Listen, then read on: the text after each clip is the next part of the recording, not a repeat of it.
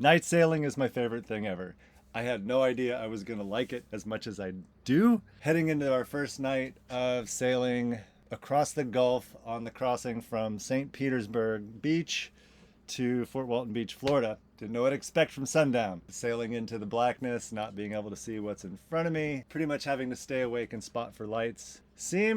It just seemed difficult. The whole idea of piloting any kind of vehicle in any direction under any kind of speed in total darkness it's an intimidating prospect. And it turns out it's my favorite thing ever. Being surrounded by water, no land in sight, seeing the night sky without any light pollution from land was just a piece of the treat. Going under sail, one tack all night long, picking up good speed, playing with trimming a little bit, but for the most part, just sitting next to the helm, occasionally reaching up and pushing +1 on the autopilot. I could not have counted on that. I have this clever list I made before sailing the boat over here of things I wanted to talk about during my first podcast. And the list can pretty much go in the trash can because all I want to talk about is the trip home.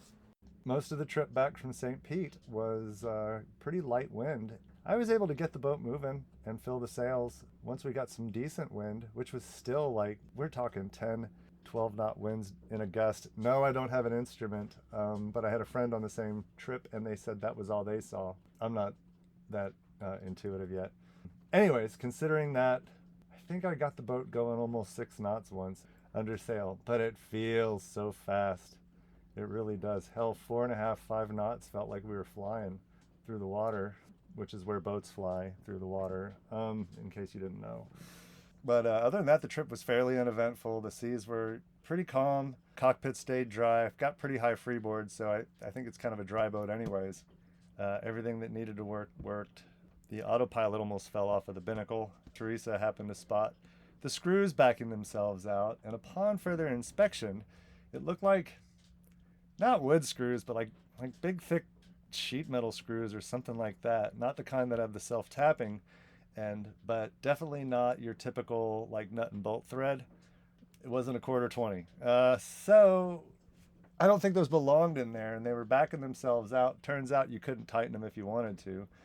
See, that was day one of the trip. We started losing that, and that would have been the whole autopilot. I had a backup plan that I didn't know I had the whole time. Last stop before I went to the boat was Home Depot, and I picked up a 4-pack of ratchet straps, and that is all. I ended up using one of those ratchet straps on the corner of the bimini to where I was missing a bimini strap, which, well, I don't know if I needed it, but it was there the whole time. I don't want to find out that I did need it. And I took one of the other ratchet straps and used it to fasten the autopilot to the binnacle by kind of crisscrossing over the little post that holds the everything. If you have an autopilot, you probably know what little post I'm talking about. So I'm going to have to drill, retap that, and fix it the right way because that ratchet strap's not going to live there forever. But it worked. It got us home. Had to motor for one day. There was just no wind. Tried to sail multiple times during the day. Kept both sails up most of the day and kind of motor sailed. I don't know if I'm being dumb or not, but I think that helps you, right? Because you're making your own wind. You're sailing into it, filling the sails. So it gives you a little extra push. Or that could be the stupidest thing I've said today. I highly doubt it. I also didn't want to take the sails down because I am a little lazy. Every now and then I would turn the motor off and we'd try to sail, and sometimes I could get a couple knots out of it and I'd just go with that. Sometimes nothing. Just didn't feel any wind, couldn't fill any sails. In my defense, if it was me and not the weather, this boat did not come with a wind chicken. So I've been sailing by these little pink like yarn ribbon streamer things tied to the shrouds, and they slide up and down the shroud. So every time I go look for it, it's in a new spot, sometimes really low, sometimes too high to see beyond the bimini. But believe me, that's not the problem. The problem is I haven't been sailing all that long, and trying to learn a new boat, a new old boat with pink ribbons tied on the spreaders instead of a wind chicken is it's fucking ridiculous.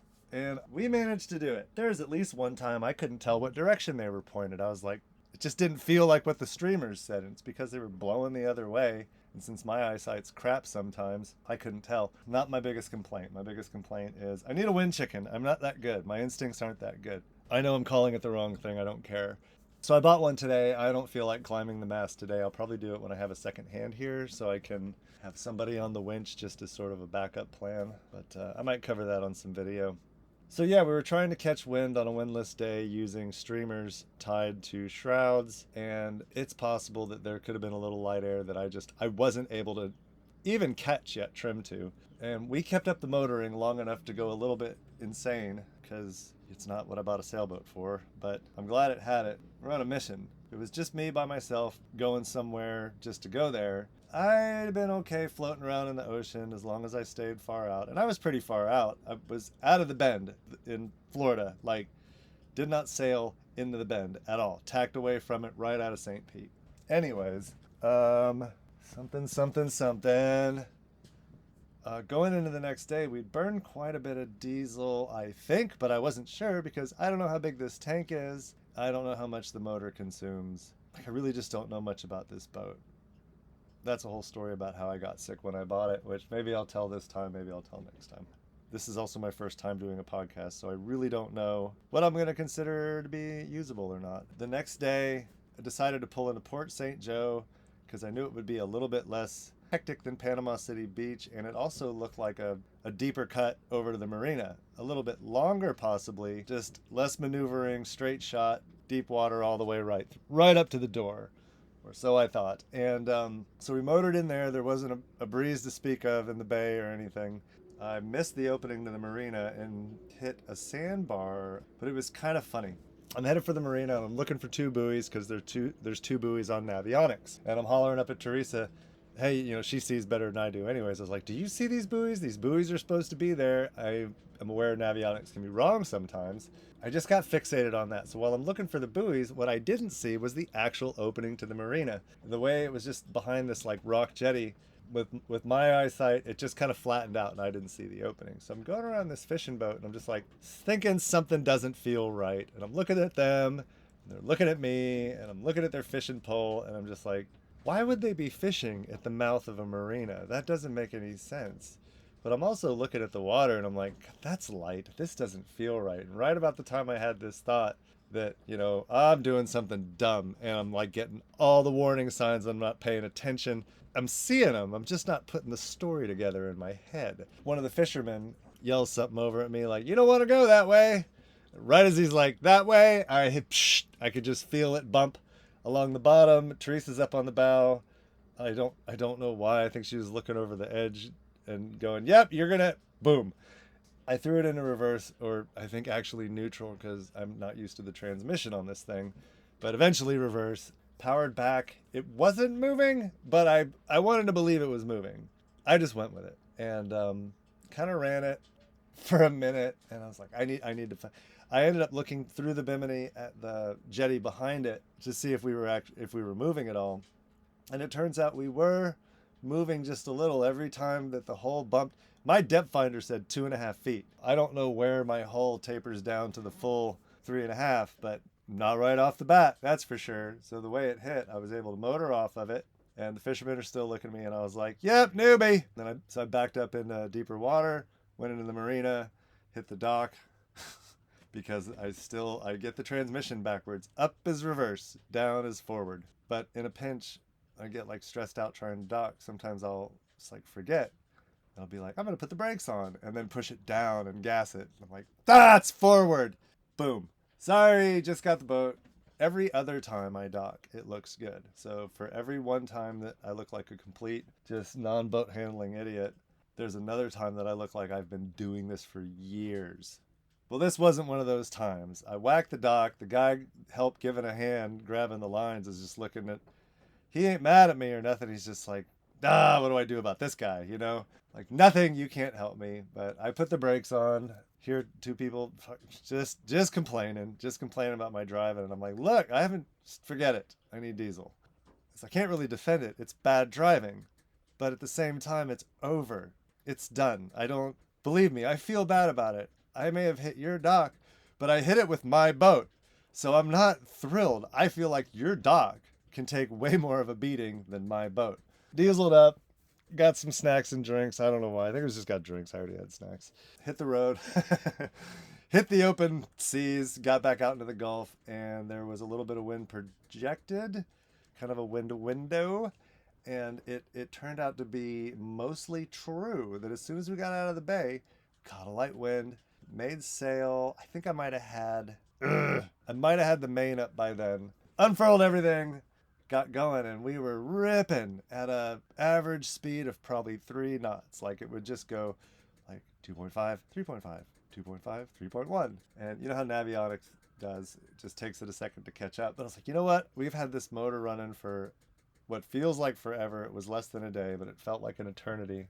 No, it was probably a whole day pretty much. Yeah, 24 hours, because that's how long a day is. And I just didn't want to hear the damn thing anymore. If I could fill half a sail with anything, I'm sailing. We just need enough to have some helm and feel like we're making forward progress. We were. 3 knots is forward progress. It's fine. What's the hurry?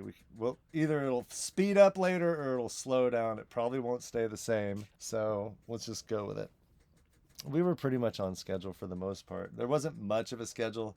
Just kind of wanted to loosely get in sometime Wednesday or Thursday, but figured having to come in daylight, that was going to push us to Thursday. But it's not really a push. Like I said, I was provisioned way into next week. Mostly, I don't know if that's worth reporting on here, but I might talk about it a little bit down the road. Yeah, the wind picked up increasingly over the next couple hours, and by 3:30 to 4 o'clock, we were scooting pretty good, somewhere between 4 and 5 knots. Definitely not motoring. I mean, we were full on sailing. Had the boat heeled a little bit. It was, it's feeling fun. And the wind kept building into the night. It did not compare. Why am I comparing? The first night was, I think it was probably the same wind, and we were probably going the same speed. But it was exhilarating because it was my first night on the ocean, first night sailing ever in my first boat, for the first time on my first crossing, which is also the first time I've sailed this boat since I've owned it. So I bought a boat, did a sea trial. No, met a boat, did a sea trial, bought a boat, and then sailed the boat across the Gulf straight to Fort Walton Beach. Yeah, that's how it went, and it went good. But anyways, that night, things picked up. We sailed all night long, right into Destin, and fired up the motor outside of Destin Thursday morning at 4 a.m. It didn't run for very long. It was hunting and surging, not responding to the throttle, and I had a suspicion of what it was. I was limited in what I could do about it, so I checked the throttle cable connection because I knew she said she had put a new throttle cable in at some point. That was fine. I don't know where the fuel cutoff goes. It didn't feel different. It didn't feel like something had come undone. So I wasn't worried about that either. I let a little fuel out of the bottom of the water separator into a little water bottle so I could see it, and it wasn't water. I figured that since I got diesel at a marina in Port St. Joe, I had done a lot more bumping around than had probably been done in this boat. Like, it was sailed a lot, but I think it was mostly sailed in bays and such. I don't think it did any big crossings anytime recently. Not that this was a big crossing, but it was something. But I guess the veggies inside that diesel tank might have got stirred up. So I'm gonna order a new Rayco and a new other filter, whatever that one is, the finer one, the smaller one. I'm gonna do those. Hopefully that fixes it, and then I'm gonna do an oil change and then stock up on spare parts. Maybe do a little cleanup down there. Yeah, that's just got to go good. Like, I don't want any surprises other than, fuel filter. So we got a sea tow. I already had the sea tow insurance. So we just called a sea tow. Captain Hoyt came out. He was cool. Instead of I don't feel bad about calling a tow. It wasn't my fault the engine failed. Even if I had filters out here, I've never done the filters before. I don't want to get air in the system. I know you got to do a lot of work to them. We're bobbing around, floating outside of Destin a bit. I had a little motor. I had a little power when I first tried to fire up the motor. I got it to hunt up. Just started it in gear, which didn't seem like the right thing to do, but it seemed better than just dropping it into gear at a higher RPM. It worked, and we ended up motoring out for maybe about 15 minutes before it finally just died. So we were a good ways from shore. We had an offshore wind, so I wasn't worried, about land being a problem, but I called Sea Tow right away. They came out about 7 o'clock. Captain Hoyt said he had done a lot of sailing before. He asked how we did. I told him we went straight across the Gulf, and he said, well, he said he was impressed. That made me feel good. He said most baby sailors would just really want to hug the coast. And I'm looking at the coastline on Navionics and going on advice other people had given me as well. You know, I'm not claiming to be that kind of smart. I didn't want to be close to shallow water. I wanted to be out in the middle. I feel like safer out there. Yeah, went straight across it. He's looking up on the deck. He goes, oh, you got your jack lines tied off too. You must have done some reading. And I was like, well, yeah. And I had really good teachers. You know, I did okay on the safety. We didn't have a life raft. We did have a dinghy. Still do have a dinghy. We have an e-prib on board, registered to this vessel. We have radios, whatever. I don't hardly know how to use them. I don't quite see, like, I'm sure it's good to have a radio, but of all the safety stuff, I feel like a radio is like my last line of defense. I think that's it. You know, jack lines and harnesses and rapid inflate. Like it's the harness with life vest together, the rapid inflate thing, which actually I need to get a harness that doesn't have a life vest because they're great, but they're kind of encumbering. And I feel like if I'm strapped in, I'm probably in a situation where a life vest is just going to make me take longer to die if I actually came untethered and went overboard. So I don't know, that might be a stupid rationale, but I heard it somewhere else from somebody else and I kind of liked it. So I'm going to make that my excuse for just wearing a regular harness and not a $300 thing I already bought that I'm stuck with that I don't really want. Two $300 things actually, and then the harnesses were another 100. There's your 1,000.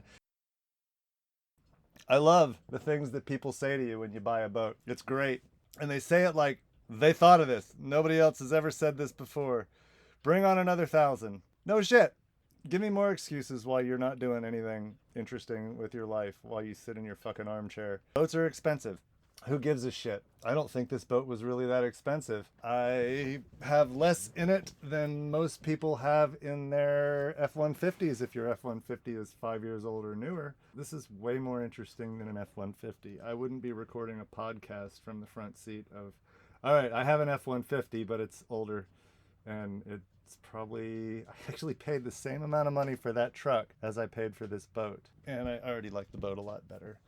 There you go, guy who tries to make other people feel bad about doing fun stuff by pointing out how expensive it is. What's the point of working?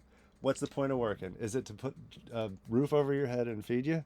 How much money does that take? Like, to me, the point of working is so I can take the money I make, go have a lot of fun. I still save an amount, you know, and do retirement thingies. Nothing too brilliant. Yeah, I guess it depends on where you set the bar. It's nothing too brilliant, but it's better than a lot of people I know. I just tend to hang out with people that are better at things than I am. So most of my friends are like, not most of them, but some of them, like really like two. Like two of my friends are shining stars and make money off real estate. And it's kind of like the reverse bad tip effect. Like I know plenty of people who are way worse at me than saving money.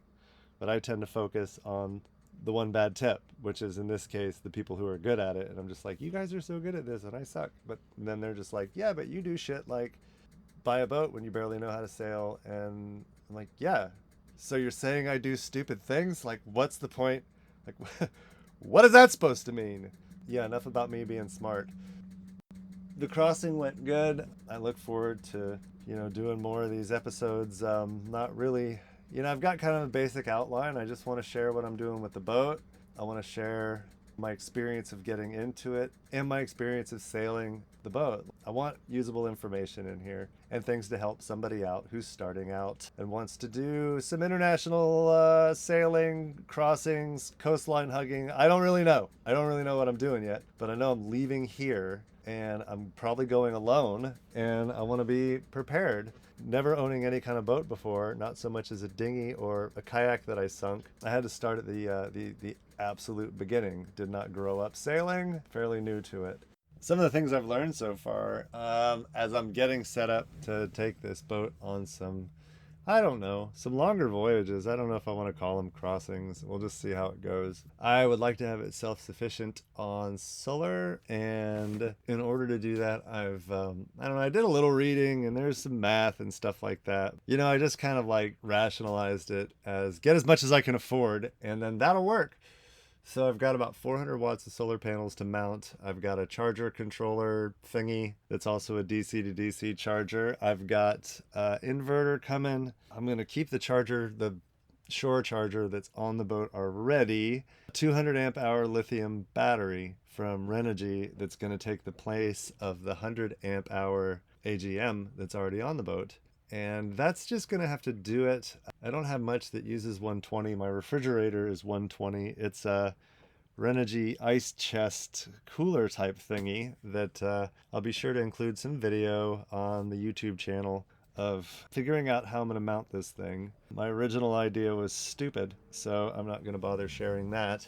But so far, I'm really impressed with this cooler. I have ice cream on a sailboat right now.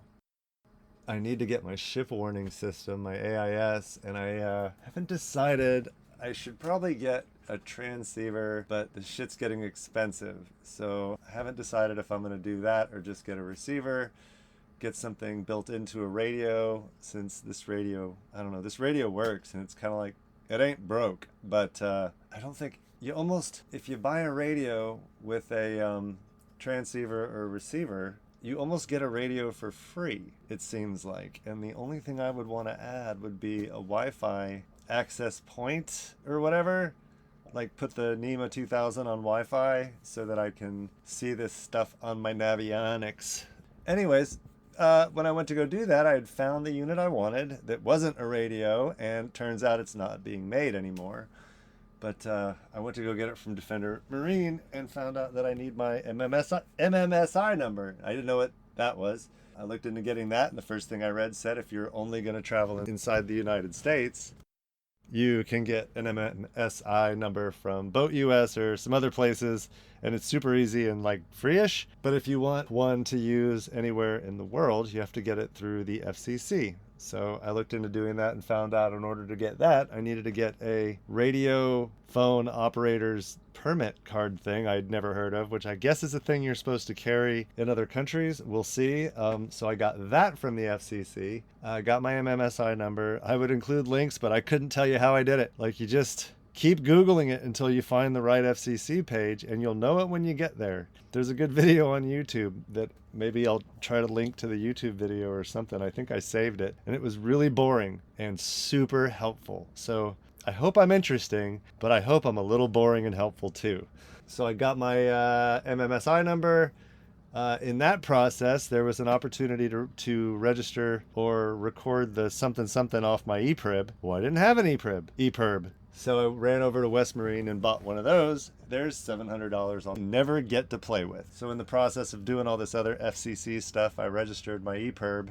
It's all tied together. I didn't want to have to backtrack later on with the FCC and be like, hey, I want to register my ePrib. And then they'll be like, sure, here's form number 502C with appendix E and subsection go fuck yourself. So no, I didn't want to do that. So I just bought all the shit, did it right then and there. So I have all my things that I need, and just need to make up my mind what kind of AIS I want. So I feel like that is a road that anybody would get led down, but it's kind of good to know. So it's not, if you don't get led down that road, maybe you need to be, or maybe you're not going anywhere, but you still need the MMSI number to program into your radio's distress call button or something. That was some of the stuff I learned. I didn't look over the boat super good before I bought it. I probably should say that I did, and checked all these things that I saw other people checking on YouTube. I didn't do any of that at all.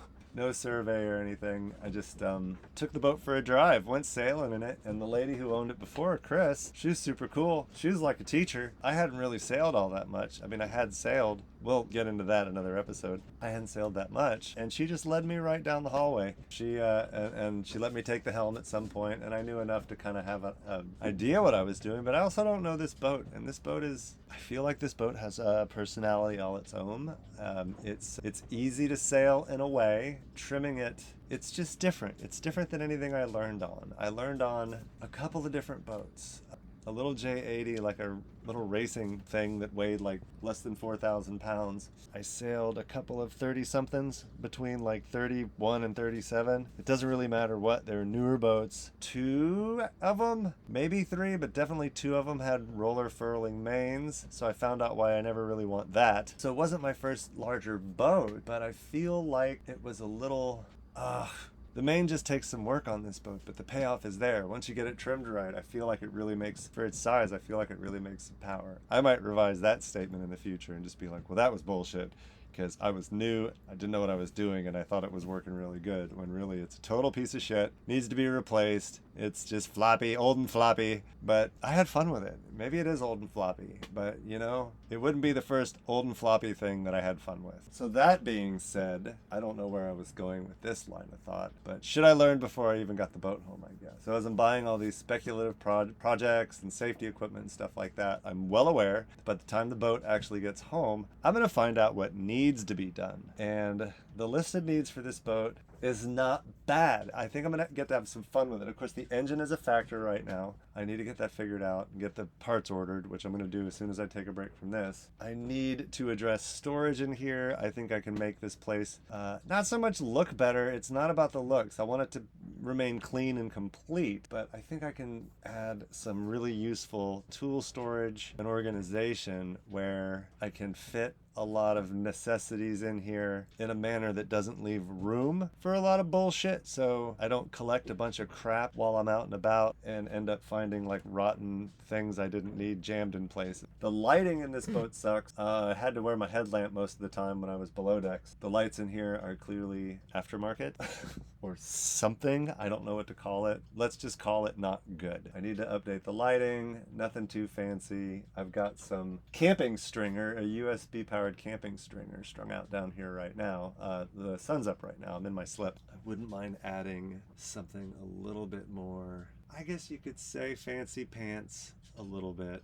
I just don't want to start gluing stuff to this headliner and make a big deal out of this headliner in here. It's cleanish. There's holes in it, but they're very deliberate and very perfectly round holes. It's where the through bolts are for the handholds on top, which those need attention. They looked like they just needed refinishing, but I feel like if I reached for one of those handholds like I needed it, that I'm not sure it would actually be there to catch me, and that makes me a little bit nervous. 1, 2, 3, 4, 5. There's 5 holes in my deck, or the top of the cockpit, which I guess is still deck, that I can see from down below here where those bolt in. So even if I wanted to switch to like a cool stainless railing or something like that that had a few feet, I really don't want to drill new holes, and I really don't want to have plugs where holes used to be. I think what I need to do is quit my bitching and maybe just repair what's there and maybe reinforce it with some fiberglass and some resin or something to make it a little more substantial. I don't know. One way or another, anything would be better than what it's doing right now. That I am certain of.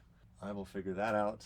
Other projects in here. It could use a propane solenoid, but I probably won't get around to it because I'd like to be more electric with my cooking. Nothing too fancy pants, but I've got a tea kettle, a small Instapot that I think it just runs like 700 watts, and the stove. I would kind of like to try to, I love the propane, but I'd kind of like to try like an induction top or something that I could maybe just nestle on top of the stove and use it on the gimbal, keep the propane as a backup. The more electric I can go, the better off I am in the long run. I can't get too crazy right now. The electric outboard motor is pretty much out of the question. I need to go with a propane unit, but I don't want to have to deal with every country's propane bottle. I also don't want gas on my boat. The diesel's smelly enough. And the electric outboard is like $3,500, which that is not something that's going to happen this year.